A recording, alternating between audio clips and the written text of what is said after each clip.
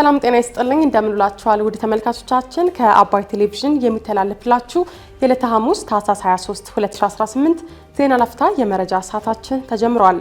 ጠቅላይ ሚኒስትር አብይ አህመድን የህወሓት ቡድን ጸረ ህዝብ እንቅስቃሴ እንዲያስቆሙ ስንጠይቃቸው ለግጭት አትቸኩሉ ለህዝቡ ሲባል መታገስ ያስፈልጋል ብለውናል ሲሉ አቶ ጌታቸው ረዳ መናገራቸውን የኢትዮጵያ ምርት ገበያ የምርት ቀበላና የገቢ መቀነስን ጨምሮ የተገኙበትን ችግሮች እንዲፈታ በፓርላማ ስለተሰጠው ማሳሰቢያ ጅቡቲ በሶማሊላንድ የሚገኘውን ዲፕሎማቲክ ቢሮን በመዝጋት ዲፕሎማቶቿን ወደ ሀገሯ መጥራቷ መገለጹን ጨምሮ ሌሎች መረጃዎችን ይዘንላችሁ ቀርበናል። ዜናዎችን እየመራው ሀና ፍስሐ ከናንተ ጋር ቆይታ አደርጋለሁ። አብራችሁን ቆዩ። ጠቅላይ ሚኒስትር አብይ አህመድ የህወሓትን ቡድን ጸረ ህዝብ እንቅስቃሴ እንዲያስቆሙ ስንጠይቃቸው ለግጭት አትቸኩሉ ለህዝቡ ሲባል መታገስ ያስፈልጋል ብለውናል ሲሉ አቶ ጌታቸው ረዳ ገለጹ። የጠቅላይ ሚኒስትሩ የምስራቅ አፍሪካ ጉዳዮች አማካሪ ሚኒስትር አቶ ጌታቸው ረዳ የህወሓት ቡድን አመራሮች ቢያውቁት ኖሮ የፕሪቶሪያው ስምምነት ህይወትን ነው የጨመረላቸው ሲሉ ተደምጠዋል። አቶ ጌታቸው ከኤንቢሲ ኢትዮጵያ ጋር ባደረጉትና በክፍል 2 በተለቀቀው ቃለ መጠይቃቸው ስለ ፕሪቶሪያው ስምምነት፣ ስለ ትግራይ ቀጣይ ሁኔታና ስለ ተፈናቃዮቹ አንስተዋል።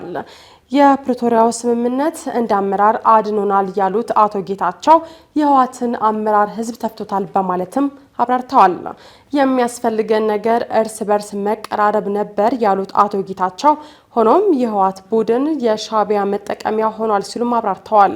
እውነት ቢሆን ኖሮ ፕሪቶሪያ እኮ ቲፒኤልኤፍ ሊደርሺፕ ላይፍ ላይን እኮ ነው የጨመረለት። በህዝብ ተተፍቶ የነበረ ሊደርሺፕ ራሱን ማደስ የሚችልበት እድል ነው የፈጠረለት። ያንን ከባከነ በኋላ ህዝባዊ አጀንዳ ቢኖረው ኖሮ ፕራይዱን ውጦ ቢል ነበርኩ። ደብረጽዮን እኮ ስልጣኗ ስለተከለከለ ካልሆነ በስተቀር ጠቅላይ ሚኒስትር ምንም አያስፈልገንም፣ ሶስተኛ ወገን አያስፈልገንም ያለው ከሀገር በፊት እኮ ነው። ስለዚህ ህዝብ አጀንዳ ቢሆን ኖሮ በዛ ነበር የሚቀጥለው።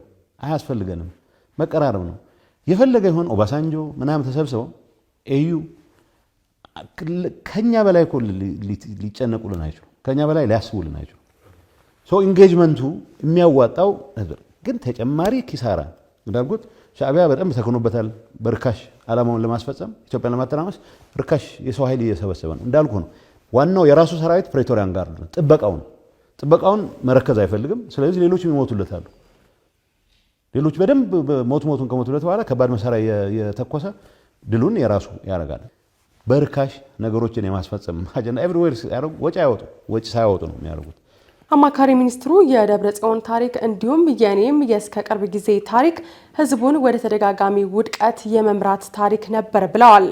አያይዘውም እኔ ግን ጸጸት ውስጥ በመግባቴ በትግራይ ግጭት እንዳይፈጠር የምችለውን ሁሉ አድርጋለሁ ሲሉም ገልጸዋል። አቶ ጌታቸው ጠቅላይ ሚኒስትር አብይ አህመድን አግኝተን የህወሓትን ቡድን አመራሮች ጸረ ህዝብ እንቅስቃሴን ለማስቆም ለምን እርምጃ አይወሰድባቸውም ስንላቸውም ለግጭት አትቸኩሉ ለህዝቡ ሲባል መታገስ ያስፈልጋል ይሉን ነበር ሲሉም አስረድተዋል። የፍትህ የተጠያቂነት ሾች አድረስ እንዲደረጉ ይፈልጋል አሉ አንዳንድ ሰዎች እገሌ ደወልልኝ የሚሉ ትልቅ በጣም ግራ ነው የሚያጋባኝ። አሁን ደብረጽዮንን ከሚያጃጅሉት ውስጥ አንተ ነህ ፕሬዝዳንታችን ይሉታል። ምን ላይ ሆኖ ነው ፕሬዝዳንት የሚሆነው? እዚዳስም ወርቅ ዛው ወይ የህዝብ ፕሬዝዳንት አልሆንክ፣ ወይ በተግባር የህዝብ አጀንዳ አልያዝክ፣ ወይ ለአንቲካም ቢሆን ወንበሩ ላይ አልተቀመጥክ። ግን የሆነ የዙም ስብሰባ አደረጉ ቁጥር አንተ ነህ መሪያችን ተብሎ በምን መቀበል የለብህም። ቢኮዝ የደብረጽዮን ታሪክ የኔም እስከ ቅርብ ጊዜ ድረስ ታሪክ ህዝቡን ወደ ተደጋጋሚ ውድቀት የመምራት ታሪክ ነው የነበረው። እንዴት በዚህ ሰዓት ላይ ጸጸት፣ እኔ ጸጸት ውስጥ የገባው ስለሆንኩ ነው። ይሄ መድገም አልፈልግም። ናራ አንደር ማይ ዎች የሚችለውን ሁሉ ትግራይ ውስጥ ሌላ ግጭት እንዳይፈጠር የሚችለውን ሁሉ አደርጋለሁ። አንዳንዴ በጣም የምትናደድበት ሰዓት አለ። ፌደራል የሆነ ነገር ተንቀሳቅሶ ለምን ልክ ያስገባቸው ነው የምትለው። ኖ አይ ሃቭ ኮንቨርሴሽን ዊዝ ዘ ፕራይም ሚኒስተር። አትቸኩሉ። ቢያንስ የትግራይ ሰው እንኳን ምርት ሳይሰበስብ ግጭት የሚባል ለምንድን ነው ለማንሳት ሰው የሚቸኩለው? ይላል ሊትራሊ የሌለ ልሰጠው አልችልም። እና ጻድቃን አንድ ጉዳይ ላይ እንደዚህ አይነት እንትን የተወሰደ ይሄን ጸረ እንትን እንቅስቃሴ ማስቆም አለባቸው፣ መታገስ ያስፈልጋል፣ ለህዝቡ ሲባል መታገስ ያለብን ይላል። እኔ ሳይኮአናላይዝ ማድረግ አልፈልግም። ከልቡ ነው ከልቡ አይደለም ከልቡ ነው እየነገረኝ ያለው ከልቡ በተግባርም ሲተኩስ አላየሁትም። ተኩስ ብለህ የምትገፋፋው ደረጃ ላይ ከደረሰ ያባንን እሱ ነው። የህወሓት ቡድን አሁን ላይ የስድብ ተመሳስሎ ነው እንጂ የሀሳብ አንድነት የለውም ሲሉ አቶ ጌታቸው ተናግረዋል። አሁን ያለው የህወሓት አመራርም ችግሮችን አውጥቶ መፍትሄ መስጠት አይችሉም ሲሉም ገልጸዋል። እገሌ ቲፒኤልኤፍ ሊደርሺፕ ድሮ ሀሳብ የሚመስል ነገር ያቀርቡ ነበር። ወረቀት ይመጣል፣ ወረቀት ዲስከስ ታደርጋለህ። አትሊስት ሲነሱ ብዛም ዩኒፎርሚቲ ኦፍ ሀሳብ ከላይ እስከታች አለ። አሁን ዩኒፎርሚቲ ኦፍ ስድብ ነው ያለው እንጂ ሀሳብ የለውም። የምሬ ነው ነገር። አሁን የቲፒኤልኤፍ አመራር ውስጥ ምሳሌ ወይዘሮ ማናት ጠርተህ ንግግር አድርጊ ብትላት ከሆነ ጠላ ቤት ካሉ ሴትዮ በፍጹም አይለይም ቋንቋ ስድብ ነው የምትሰደው እንጂ የትግራይ ህዝብ ከዚህ መከራ ለማውጣት ለሃ መርሃ የሚባሉ ችግሮች አይደንቲፋይ አድርገን መሰረሰሸቅ የሚባሉ መፍትሄዎች አምጥተናል የሚል የተደራጀ ሀሳብ የለም፣ ሊያመጣ አይችልም። የህወሓት አመራሮች ተፈናቃዮች እንዳይመለሱ የተለያዩ ምክንያቶችን ይደረድራሉ ያሉት አቶ ጌታቸው ተፈናቃዮቹ እንዲመለሱ አይፈልጉም ሲሉም ገልጸዋል። የኢትዮጵያ ምርት ገበያ የምርት ቅበላና የገቢ መቀነስን ጨምሮ የተገኙበትን ችግሮች እንዲፈታ በፓርላማ ማሳሰቢያ ተሰጠው። በህዝብ ተወካዮች ምክር ቤት የመንግስት ወጪ አስተዳደርና ቁጥጥር ጉዳዮች ቋሚ ኮሚቴ ምክትል ሰብሳቢ አራሬ ሞሲሳ የኢትዮጵያ ምርት ገበያ በክዋኔ ኦዲት የተገኙበትን ችግሮች መፍታት እንዳለበት መመሪያ ሰጥተዋል። ቋሚ ኮሚቴው በኢትዮጵያ ምርት ገበያ የምርት ቅበላ ክምችትና ግብይት ስርዓት አፈጻጸምን በተመለከተም የክዋኔ ኦዲት ግኝት ላይ ውይይት አካሂዷል። ተቋሙ በደንበኞች በኩል ከአገልግሎት ቅልጥፍና፣ የሚዛን አገልግሎት፣ የምርት ጥራትና የደረጃ አሰጣጥ ጋር የተያያዙ ቅሬታዎች እንደተነሱበትም ተጠቅሷል። የመጋዘን የጥራት ስታንዳርድ መውረድ፣ የአሰራር ጉድለቶች ላይ ምንም አይነት እርምጃ አለመወሰድና የመሳሰሉ ችግሮች እንዳሉበት ምን የተገለጸው። በተጨማሪም በምርት ገበያው ከ13 እስከ 49 በመቶ የምርት ቀበላ መቀነስ እስከ 30 በመቶ የገቢ መቀነስ እንዲሁም ከ13 እስከ 29 በመቶ የውጭ ንግድ መቀነስ መኖሩን የፌዴራል ዋና ኦዲተር መሰረት ዳምጤ ገልጸዋል። በመሆኑም በህዝብ ተወካዮች ምክር ቤት የመንግስት ወጪ አስተዳደርና ቁጥጥር ጉዳዮች ቋሚ ኮሚቴ የኢትዮጵያ ምርት ገበያ በክዋኔ ኦዲት የተገኙበትን ችግሮችም እንዲፈታ መመሪያ መሰጠቱን ከህዝብ ተወካዮች ምክር ቤት የማህበራዊ የትስስር ገጽ ያገኘነው መረጃ ያመለክታል። የንግድና ቀጠናዊ ትስስር ሚኒስትር ዴኤታ ዶክተር አብዱል ሐኪም ሙሉ በበኩላቸው ምርት ገበያው ያሉበትን ችግሮች ለመፍታትም እየሰራ መሆኑን መግለጻቸው በዘገባው ተካቷል። ጅቡቲ በሶማሊላንድ የሚገኘውን ዲፕሎማቲክ ቢሮውን በመዝጋት ዲፕሎማቶቿን ወደ ሀገሯ መጥራቷ ተገለጸ።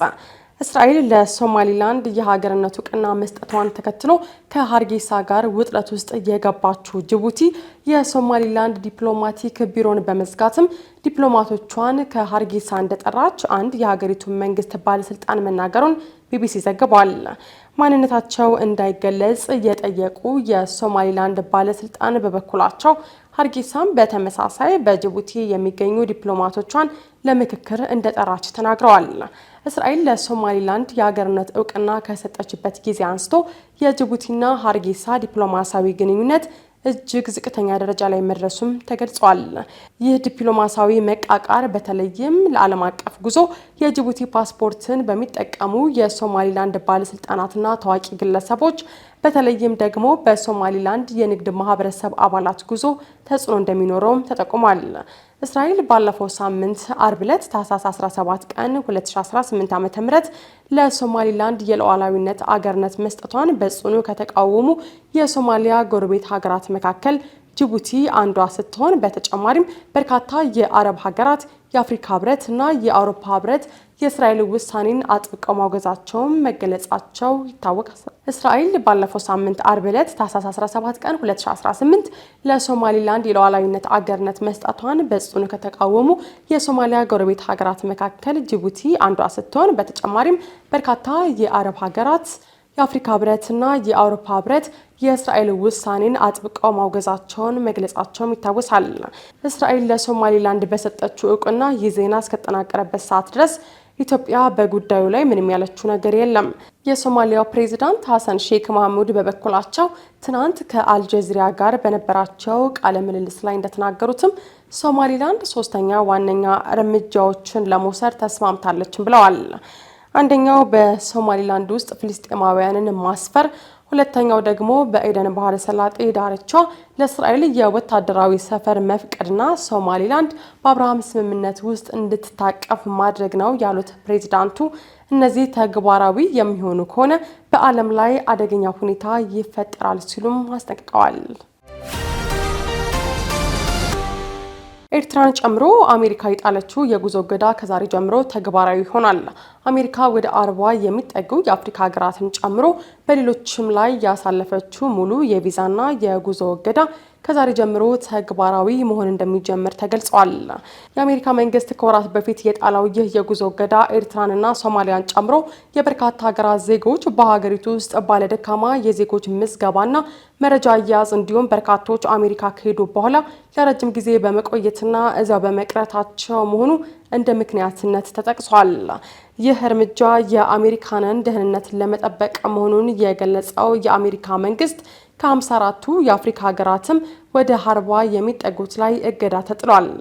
የአሜሪካ ባለስልጣናት እንደሚሉት ይህ በመላው ዓለም በሚገኙ ሀገራት ላይ የተጣለው የቪዛና የጉዞ እገዳ ሀገራቱ አሳማኝ መሻሻል እስኪያሳዩ ድረስ በስራ ላይ ይቆያል የተባለ ሲሆን አንዳንድ የአፍሪካ ሀገራት የአሜሪካ ውሳኔን በመቃወም ወደ ሀገራቸው በሚመጡ የአሜሪካ ዜጎች ላይ ተመሳሳይ እገዳን መጣላቸውንም አስታውቀዋል። የምዕራብ አፍሪካ ሀገራት የሆኑት ማሊና ቡርኪና ፋሶ አሜሪካውያንን ወደ ሀገራቸው እንዳይገቡ የጉዞ እገዳ በመጣል የአጸፋ ምላሽ መስጠታቸው ይታወሳል።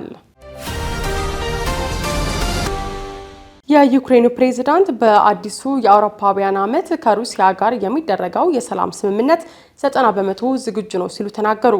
በአውሮፓውያኑ አዲስ ዓመት በሰላም ስምምነት ይፈታሉ ተብሎ ከሚጠበቁ ጦርነቶች መካከል ላለፉት 4 ዓመታት ገደማ የሩሲያና የዩክሬንን ያፋለመው አንዱ ነው። አሜሪካም የሰላም ስምምነቱን በግንባር ቀደምትነት እያስተባበረች ትገኛለች። የዩክሬኑ ፕሬዝዳንት ቮሎዲሚር ዜሌንስኪ ሀገራቸው ከሩሲያ ጋር የምታደርገውን ጦርነት በዘላቂነት ለመቋጨት የሚያስችል የሰላም ስምምነት ሰነድ 90% ዝግጁ መሆኑን በይፋ አስታውቋል። ፕሬዝዳንቱ ይህንን ያሉት ለመላው የዩክሬን ሕዝብና ለዓለም ማህበረሰብ የአውሮፓውያኑ 2026 አዲስ ዓመትን አስመልክቶ ባስተላለፉት የእንኳን አደረሳችሁ መልእክት ላይ ነው። ዜሌንስኪ በመልእክታቸው እንደገለጹትም ይህ ስምምነት ለዓመታት የዘለቀውን ደም አፍሳሽ ጦርነት ለማቆም በሁለቱ ሀገራት መካከል የሚደረግ ወሳኝ እርምጃ ሲሆን በአሁኑ ወቅትም 10% የሚሆኑ ነጥቦች ብቻ እንደሚቀሩ ገልጸዋል። አክለውም ዩክሬን ሰላምን ለማስፈን ስትል ሁሉንም ጥቅሞቿን አሳልፋ መስጠት ባትፈልግም ለሀገሪቱ ህልውናና ለትውልድ ቀጣይነት ሲባል ጦርነቱን በድርድር መቋጨት አማራጭ የሌለው ጉዳይ መሆኑንም ገልጸዋል። በሌላ በኩል ደግሞ የሩሲያው ፕሬዝዳንት ቭላዲሚር ፑቲን በበኩላቸው የሩሲያን የማይበጠስ አንድነት፣ የጋራ መደጋገፍና የመጪውን ጊዜ ብሩህ ተስፋ አጠናክረን እንቀጥላለን ሲሉ ለህዝባቸው በአዲስ ዓመት መልእክታቸውም ተናግረዋል። የሩሲያን ወታደሮች ሲሉ ያመሰገኑት ፕሬዝዳንት ፑቲን በሚሊዮን የሚቆጠሩ ሩሲያውያን በመንፈስ ከጎናቸው እንዲቆሙ ጥሪ ማቅረባቸውን ቢቢሲ ዘግቦታል። ይህ በሁለቱም መሪዎች የተላለፈው መልእክት የመጣውም በትናንትናው ዕለት በአውሮፓውያን አቆጣጠር የ2026 አዲሱን ዓመት ተከትሎ ነው። የዜና ላፍታ የመረጃ ሰዓታችን የተከታተላችሁትን ይመስል ነበር። አብራችሁን ስለቆያችሁ ከልብ እያመሰገን በያላችሁበት መልካም ቀን